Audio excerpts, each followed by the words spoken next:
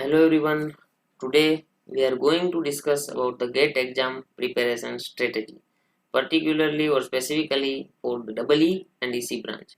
Now, before to start this session, I will start with my brief introduction that my name is Jiten Somaya. I have qualified the GATE for the two times. My recent or latest GATE score is 499 AIR with 60 marks, and I am having 4 years of experience in this field. And another thing is that from my side it is request to you people that please try to subscribe this channel and please try to share this video with your friends. This is my presentation outline. These topics, these points we are going to cover in the presentation actually.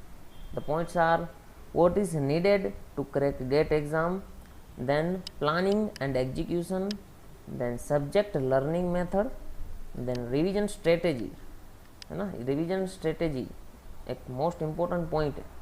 Then test series, how to utilise the test series. Then GATE exam, कि भाई GATE exam का last week होगा जो आपका, उसमें आपको कैसे behave करना है, अपने आप को कैसे कूल रखना है, वो सब कुछ बातें करेंगे. Now the first point is that what is needed to crack GATE exam. Now see, to crack any exam, actually to crack any exam the proper direction is needed.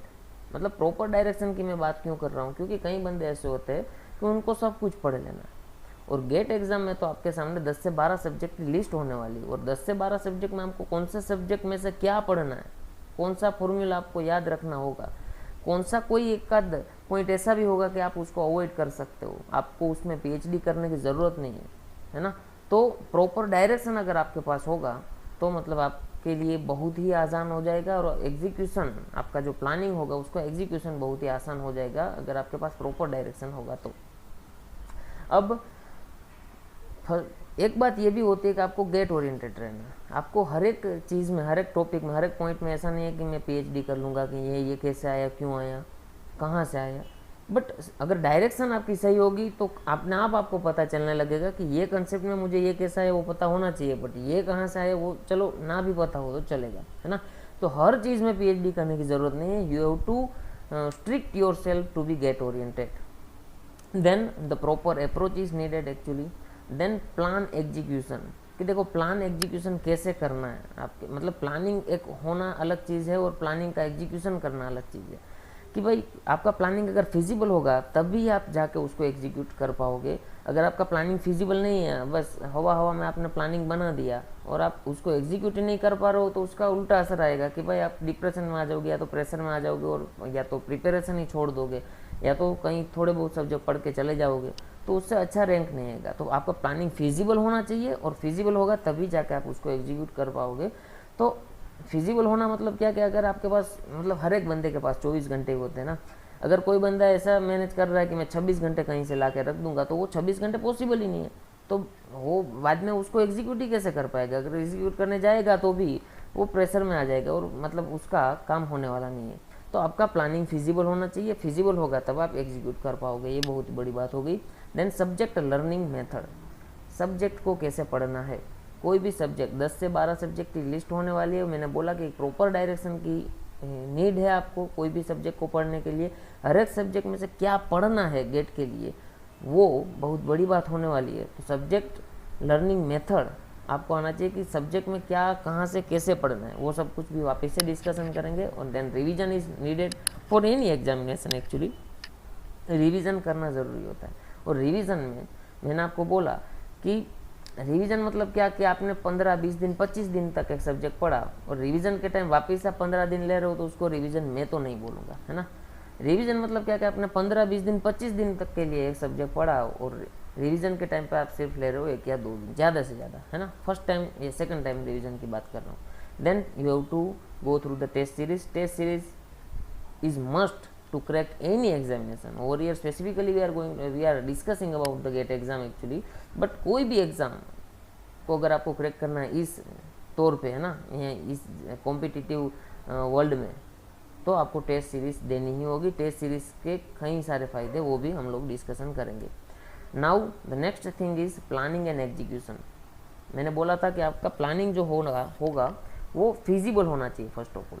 तो अगर आप ही देख के बताओ ये टेबल को कि आप में इसको इस पर्टिकुलर प्लानिंग में आपको क्या फिजिबल नहीं लग रहा है ना। तो देखो अभी मार्च रनिंग है, तो मैंने मार्च से स्टार्ट कर दिया है, मार्च अप्रैल में, मतलब 3 मंथ। और मतलब मैंने लिखा भी है कि कितने सब्जेक्ट्स कवर कर सकते हो आप मैक्स टू मैक्स, 3 से 4 सब्जेक्ट कवर कर लीजिए। फिजिबल हो गया, 1 महीने में 1 सब्जेक्ट का हिसाब आ रहा है भाई अभी, क्लियर। तो मार्च अप्रैल में मैं आपसे हो सके तो 4 सब्जेक्ट तक चले जाइए, ना हो सके तो 3 सब्जेक्ट, है ना। तो आपके सब्जेक्ट्स कवर हो जाएंगे इस तरीके से। फर्स्ट 3 मंथ में आपके 3 से 4 सब्जेक्ट कवर हो जाएंगे। बाद में जून आएगा, जून के 10 दिन आप दे दीजिए टेस्ट सीरीज में, कि जो सब्जेक्ट आपने पढ़ के रखे उसकी टेस्ट सीरीज दे दीजिए। तो सर बाकी के 3 महीने तक हम टेस्ट सीरीज ही नहीं देंगे, नहीं बेटा ऐसा नहीं है। बाकी के 3 मंथ में आपको टेस्ट सीरीज कहाँ से लानी है वो मैं आपको बताऊँगा। बट ये जो स्पेसिफिकली आपने कोई टेस्ट सीरीज परचेस करके रखी है, उस टेस्ट सीरीज की बात कर रहा हूँ कि जून के 10 दिन या 15 दिन आप टेस्ट सीरीज में दे दीजिए। वापस से जून, जुलाई, अगस्त वापस से 3-4 सब्जेक्ट पढ़ लीजिए। और अब तो क्या होने वाला होगा कि आपका कॉन्फिडेंस भी बढ़ जाएगा ना, तो आप हो सकता है कि 4 सब्जेक्ट कवर कर लो अगस्त तक, है ना। तो मतलब आपके टोटल हो जाएंगे 7 से 8 सब्जेक्ट तक कवर हो जाएंगे अगस्त तक। बाद में सितंबर में वापस से 2 वीक दे दो टेस्ट सीरीज को। और ये 2 वीक टेस्ट सीरीज मतलब क्या सर, पहले सब्जेक्ट से 7वें सब्जेक्ट या तो 8वें सब्जेक्ट तक आपने जो पढ़ा है वो सब कुछ टेस्ट सीरीज, वो सब सब्जेक्ट्स की टेस्ट सीरीज आपको देनी है। बाद में सितंबर, अक्टूबर, नवंबर, दिसंबर रिमेनिंग सब्जेक्ट कवर कर लो। दिसंबर 15-20 दिसंबर तक आप ट्राई कीजिए कि रिमेनिंग सब सब्जेक्ट्स आपके कवर हो जाएंगे। तो मतलब हो गया 10 से 12 सब्जेक्ट का हिसाब। 1 मंथ में 1 सब्जेक्ट की बात चल रही है बेटा, है ना। और अगर कॉन्फिडेंस बढ़ गया तो 1 महीने में 2 सब्जेक्ट भी हो जाएंगे। कोई सब्जेक्ट ऐसा भी होगा ना आपके लिए कि जो आपके लिए थोड़ा बहुत ईजी हो जाएगा, आपने कहीं से पढ़ के रखा है, आप उसमें मतलब आपका स्ट्रॉन्ग सब्जेक्ट होगा, तो ऐसे सब्जेक्ट भी होंगे। तो शायद हो सकता है कि 1 मंथ में 2 सब्जेक्ट भी कवर हो जाए कहीं पे इन बिटवीन। तो हिसाब मिला जुला के दिसंबर तक अपने को अपना सिलेबस ख़त्म करना है। दिसंबर में लास्ट वीक में आपको क्या करना है, वापस से टेस्ट सीरीज दे दो ये जो सब्जेक्ट पढ़ के रखे हैं उसके। बाद में जनवरी में आपको मोस्ट प्रोबेबली नया सब्जेक्ट अगर रह गया है तो ही ट्राई कीजिए, अदरवाइज टेस्ट सीरीज देना स्टार्ट कर दीजिए। टेस्ट सीरीज तो आप दे ही रहे हो, वो तो कोई दिक्कत नहीं है। बट अब क्या करना होगा आपको, 2 दिन 1 दिन, 2 दिन 1 दिन में वापस से 2-2 दिन के गैप में आप टेस्ट सीरीज देना स्टार्ट कर दीजिए। 1 दिन टेस्ट सीरीज दी, बाद में कोई बात नहीं रिवीजन कर लो, वापस से नेक्स्ट दिन टेस्ट सीरीज, वापस से कोई बात नहीं रिवीजन कर लो। इस तरीके से आपको टेस्ट सीरीज देना। और 20 जनवरी के बाद की बात करूँ अगर मैं, तो फुल लेंथ टेस्ट हर रोज़ देना है आपको, हर रोज़। सुबह रिवीजन कर लो, सुबह से दोपहर तक, और शाम को टेस्ट सीरीज दे दो और निकाल लो कि अपना कहाँ पर स्ट्रॉन्ग नहीं है, एनालिसिस कर लो पूरा। अगर कोई क्वेश्चन टफ लग रहा है तो आप इसे देख लो एक बार, वो सब कुछ करना है। तो 20 के बाद आपको हर रोज़ टेस्ट सीरीज देनी है, क्लियर। नाउ अब देखो ये प्लानिंग जो मैंने बोला वो फिजिबल भी है और एग्जीक्यूटेबल भी है। तो आराम से आपको ये आप ये प्लानिंग फॉलो कर सकते हो। Then subject learning method. अब सब्जेक्ट लर्निंग मेथड मतलब मैंने क्या बोला कि अगर प्लानिंग आपके पास है कि कोई बात नहीं मैं 1 महीने में 1 सब्जेक्ट या तो 15-20 दिन में 20-25 दिन में 1 सब्जेक्ट कवर कर लूँगा, बट अभी होगा क्या बेटा कि भाई सब्जेक्ट को कैसे पढ़ना है वो तो सर पता ही नहीं है। तो सब्जेक्ट को मैं कई सारे बोलते हैं कि भाई रेफरेंस बुक से चले जाओ, तो रेफरेंस बुक तो चलो कोई बात नहीं, अगर कोई स्ट्रॉन्ग बंदा है तो वो रेफरेंस बुक से जाएगा तो भी चलेगा। अगर मीडियम बंदा है कोई मेरे जैसा, है ना, तो भी चलेगा अगर आप रेफरेंस बुक से जा रहे हो। बट कई बार क्या होता है कि रेफरेंस बुक में सब कुछ दिया होता है और हमको सब कुछ नहीं पढ़ना है, गेट ओरिएंटेड ही रहना है ना। तो थोड़े बहुत नोट्स आप अगर टॉपर्स के हैं, अगर आप सेल्फ स्टडी कर रहे हो तो टॉपर्स के नोट्स खरीद लीजिए, उसमें देख लीजिए कि भाई पर्टिकुलर सब्जेक्ट में मुझे कहाँ से कहाँ तक जाना है। अगर आपने क्लासेस या तो कोचिंग ज्वाइन कर रखी है तो आपको मटेरियल दिया ही जाता है, उसमें आप देख लीजिए कि भाई कौन से सब्जेक्ट में क्या क्या हमको पढ़ना है, वो सब कुछ दिया ही जाता है पर्टिकुलर मटेरियल में, क्लियर। तो आपको उसमें से जाना है थियरी एंड कंसेप्ट में। पहले तो ये आप एक बार देख लीजिए कि आपको क्या पढ़ना है, उसके बाद थियरी एंड कंसेप्ट उसका पढ़ लीजिए पूरा। Then make your own notes, मतलब आपको अपनी खुद की नोट्स बनानी होगी, है ना। अगर आप सेल्फ स्टडी भी कर रहे हो तो भी खुद की नोट्स होनी चाहिए, टॉपर्स की नोट्स में से भी पढ़ रहे हो तो भी खुद की नोट्स होनी चाहिए, कोचिंग में जा रहे हो तो भी खुद की नोट्स तो होनी ही चाहिए, है ना। वो बाद में आपको पता चलेगा कि खुद की नोट्स क्यों होनी चाहिए। Then apply concepts on question solving. जैसे ही आपका सब्जेक्ट खत्म हो गया, अभी मैं एक पर्टिकुलर एक सब्जेक्ट को कैसे पढ़ते हैं वही समझा रहा हूँ आपको। पूरा का पूरा गेट की बात नहीं कर रहा हूँ। सब्जेक्ट लर्निंग में तो मतलब पर्टिकुलर एक सब्जेक्ट को कैसे पढ़ना है वही बात कर रहा हूँ। Now apply the concept on question solving. मतलब आपने जो पढ़ा है, सब्जेक्ट एक बार आपका खत्म हो गया है, मतलब सब्जेक्ट में भी क्या होता है कि 5 या 10 से चैप्टर बोल लो या तो 5 से 10 टॉपिक बोल लो, ऐसा होता है ना। तो वो सब कुछ आपने पढ़ लिया, बाद में आपको क्या करना है कि उसको अप्लाई कीजिए क्वेश्चन सोल्विंग में। तो नंबर ऑफ क्वेश्चन सोल्विंग आपके पास कहाँ पर होंगे, आपके मटेरियल में अवेलेबल होंगे ही होंगे, क्लियर। या तो रेफरेंस बुक में भी ऐसे क्वेश्चंस अवेलेबल होते हैं, तो वहाँ पर भी आप क्वेश्चन सोल्विंग लगा दीजिए। उसके बाद जैसे ही ये हो गया, सब्जेक्ट हो गया, सब्जेक्ट के क्वेश्चन सोल्विंग हो गए पर्टिकुलर मटेरियल में से, तो बाद में आपको क्या करना है कि भाई गेट के क्वेश्चन सोल्व करना है पर्टिकुलर सब्जेक्ट के। समझ लो कि मैं अगर डबल ई की बात करूं तो उसमें सर्किट नेटवर्क की अगर मैं बात करूं तो सर्किट नेटवर्क सब्जेक्ट मैंने पढ़ लिया, क्वेश्चंस लगा लिए, कंसेप्ट अप्लाई कर दिए क्वेश्चंस पे, क्वेश्चन बन रहे, ठीक ठाक बन रहे, है ना। अब क्या करना होगा कि भाई solve gate questions with timer. अब देखो गेट के क्वेश्चन, अगर कई बार हम लोग देखते हैं कि गेट के क्वेश्चंस की previous year GATE solve papers की हमारे पास कई बार क्या होता है कि मटेरियल अवेलेबल रहता है। तो वो मटेरियल में कई बंदे क्या कर लेते हैं कि भाई चलो क्वेश्चन देख लिया, उसका सॉल्यूशन देख लिया, वापस से क्वेश्चन देख लिया, सॉल्यूशन देख लिया। ऐसा नहीं करना है। कई बंदे ऐसे भी करते हैं कि क्वेश्चन पढ़ते बाद में खुद से सोल्व करते, तो वो भी नहीं करना है हम लोगों को।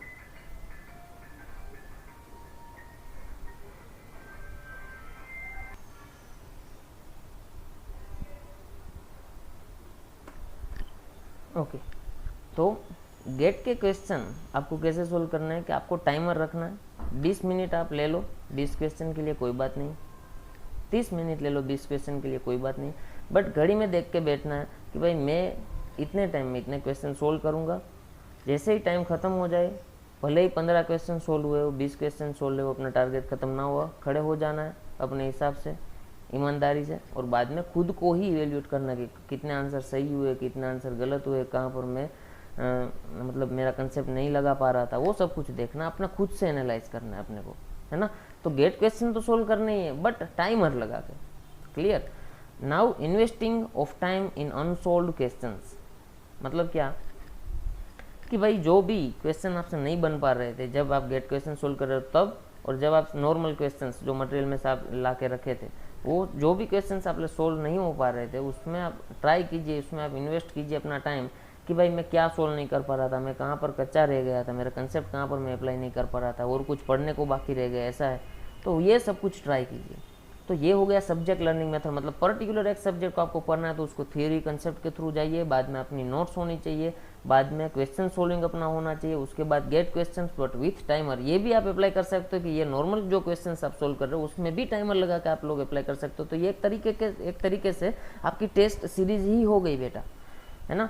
देन वो तो सब कुछ होता ही है कि भाई अगर आपसे क्वेश्चन सोल्व नहीं कर पा रहे हो तो उसमें आप आधा घंटा, 1 घंटा, 2 घंटा, है ना, आप कोई भी एक बार गेट क्वेश्चन आप पूरा सब्जेक्ट का गेट क्वेश्चन सोल्व कर रहे हो तो उसमें से 5 या 10 क्वेश्चन ऐसे भी निकलेंगे कि आपसे सोल्व नहीं हो पा रहे, तो उसमें आप इन्वेस्ट कीजिए अपना टाइम, उसमें आप एनालिसिस कीजिए अपने खुद पर कि मैं कहाँ पर स्ट्रॉन्ग नहीं था। Now revision strategy. Revision strategy मतलब मैं अभी भी बोल रहा हूँ कि जो भी हमने 15-20 दिन 25 दिन में सब्जेक्ट को पढ़ा था, वापस से उसमें 15 दिन लग रहे हैं तो मैं उसको रिवीजन नहीं बोल रहा हूँ।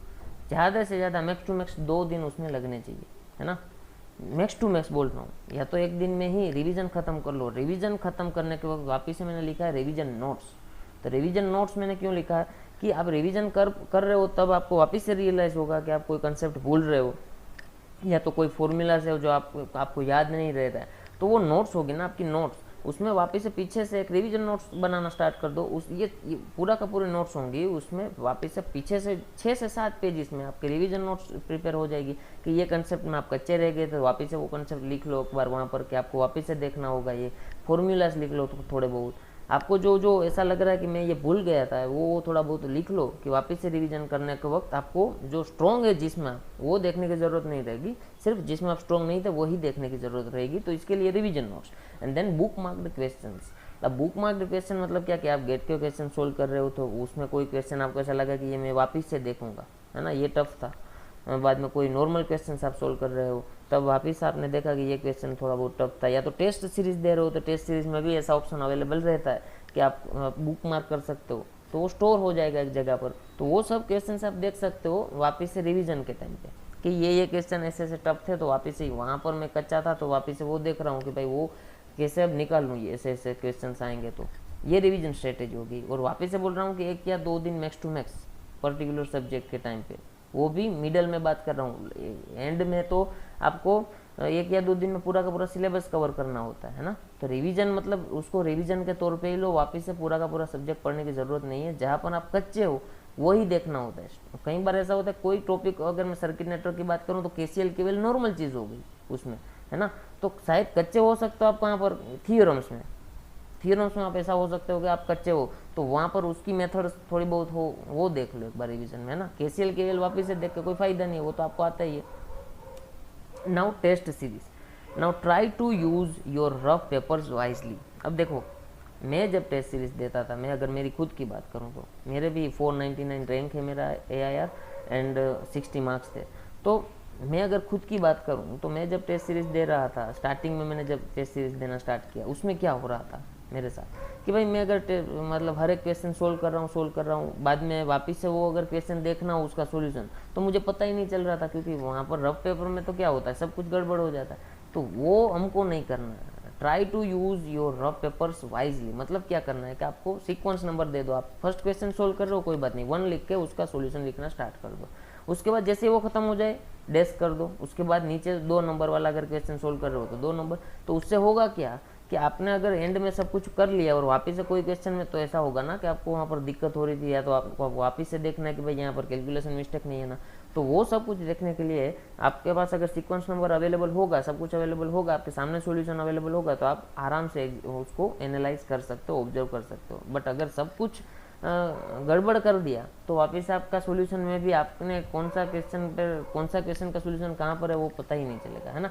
सो that's why give sequence numbers to the solution, then book marks the tough questions. टेस्ट सीरीज देते वक्त आप वो भी कीजिए कि भाई बुक मार्क कर दीजिए कोई क्वेश्चन अगर आपको टफ लग रहा है, तो वापस से लास्ट में एंड में आपको देखने का रहेगा। Invest your time in unsolved questions, मतलब कि आपको वापस से इन्वेस्ट करना होगा अपना टाइम कि कहाँ पर आप गलत हो रहे थे। तो टेस्ट सीरीज के वक्त ATM जरूरी है। ATM मतलब क्या कि एक्यूरेसी प्लस टाइम मैनेजमेंट। और अगर आप टेस्ट सीरीज दे रहे हो तो अपने आप आपको पता चल जाएगा कि आपकी एक्यूरेसी में गड़बड़ आ रही है, कैलकुलेशन में गड़बड़ आ रही है, स्पीड आपकी कम है, या तो कई बार ऐसा होता है, कई बार ऐसा मेरे साथ भी हुआ है कि D क्वेश्चन मेरा आ गया, D ऑप्शन आ गया था मेरा, और D क्लिक करते वक्त मैंने गलती से प्रेशर में आके C क्लिक कर दिया, बाद में नेक्स्ट कर दिया 7 नेक्स्ट। तो भाई ऐसा हो जाता है। तो वो टेस्ट सीरीज से ही आपको पता चलेगा कि आप गड़बड़ कहाँ पर कर रहे हो, है ना। तो कोई भी एग्ज़ाम को क्रैक करने के लिए मतलब आपको ही खुद पर अपने हिसाब से काम करना होगा। कोई बंदा बाहर से आपको सिखा सकता है, बट काम तो आपको ही खुद पर करना होगा, है ना।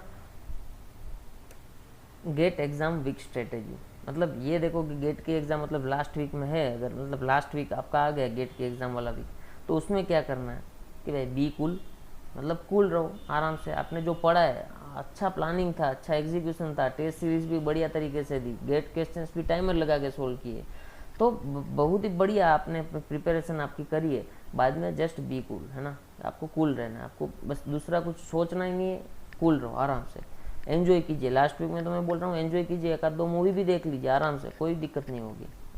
देन डोंट बी स्ट्रेस्ड, मतलब आप स्ट्रेस में ना आइए, प्रेशर में ना आइए, कुछ भी नहीं होगा, इजीली रिलैक्स रहिए अपने हिसाब से। बी पॉजिटिव, मतलब पॉजिटिव ही रहिए। ऐसा मत सोचिए कि मैंने ये पढ़ा था और वो पूछ लिया तो यहाँ से ये हो गया तो कोई लेंथी पेपर निकल जाएगा। तो देखो सबका होगा वही आपका होने वाला है ना। तो वो बी पॉजिटिव, आराम से नेगेटिव थॉट को दिमाग में ही आने मत दीजिए। देन बी कॉन्फिडेंट, कॉन्फिडेंस रखिए अपने ऊपर। मैं अभी भी बोल रहा हूँ, जब आप सब्जेक्ट पढ़ लोगे और टेस्ट सीरीज दोगे तब भी आपको कॉन्फिडेंस रखना जरूरी है। और कॉन्फिडेंस से होगा क्या कि कॉन्फिडेंस आपका माइंड जो होगा ना वो थोड़े से स्पीड में काम करेगा। तो आराम से अपने ऊपर कॉन्फिडेंस रखिए, आपने जो पढ़ा है, जो याद रखा है, आराम से याद आने ही वाला है एग्ज़ाम के टाइम पे। तो ये चीज़ जो है वो गेट प्रिपरेशन स्ट्रेटेजी में हम लोगों ने देखी। वापस से नेक्स्ट वीडियो में और भी डिस्कशन करेंगे। Thank you very much.